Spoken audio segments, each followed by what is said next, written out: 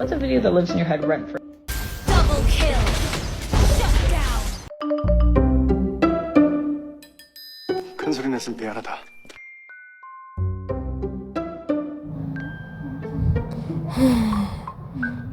Bosan banget. Ngapain lagi ya? Main game? Udah. Scroll TikTok? Udah.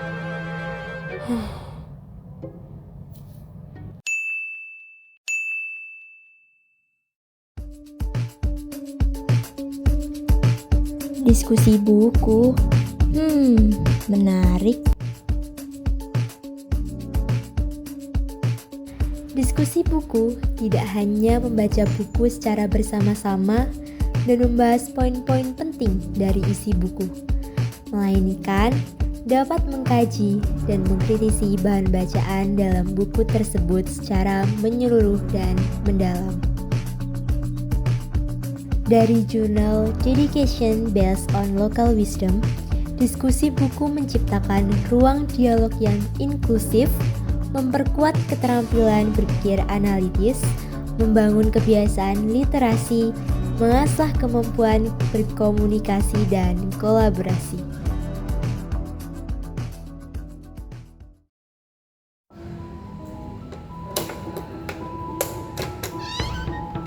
Aku mulai menyadari, membaca adalah suatu hal yang sangat berarti di kehidupan ini.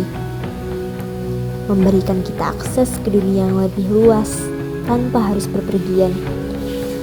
Dengan membaca, kita tidak hanya dapat mengonsumsi informasi, tetapi juga dapat menganalisis, memahami, dan mengambil keputusan yang lebih bijak dalam kehidupan sehari-hari.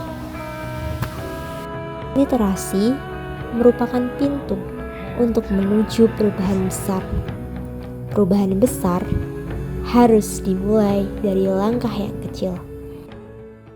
Berikut tips untuk memulai membaca buku. Pertama, pilih tipe buku yang kamu suka. Kategori bukunya ada bermacam-macam, seperti buku novel, self-improvement, komik, dan lain-lain.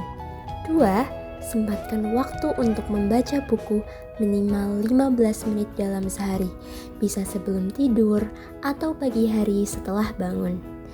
3. Buku diletakkan di tempat yang sering digunakan untuk bersantai. Hal ini bertujuan untuk mengingat target dalam membaca. 4. Bentuk suasana yang nyaman untuk membaca.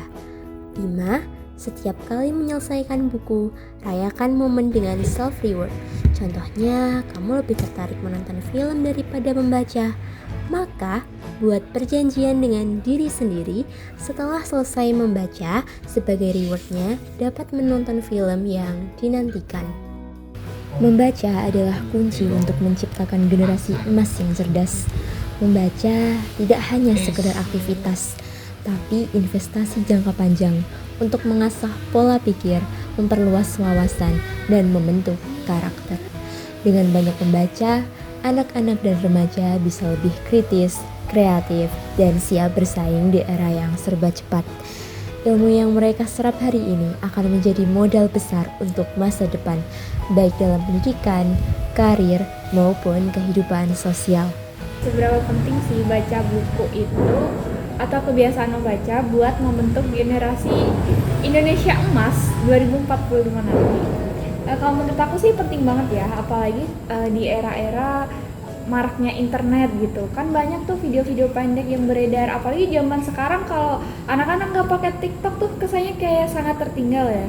Nah, nggak cuma di TikTok, ada short di YouTube, ada reels di IG, itu kan kayak mostly hampir semua sosial media itu banyak video pendek dan ya emang udah itu trennya gitu, nggak bisa dihindarin mau gimana lagi.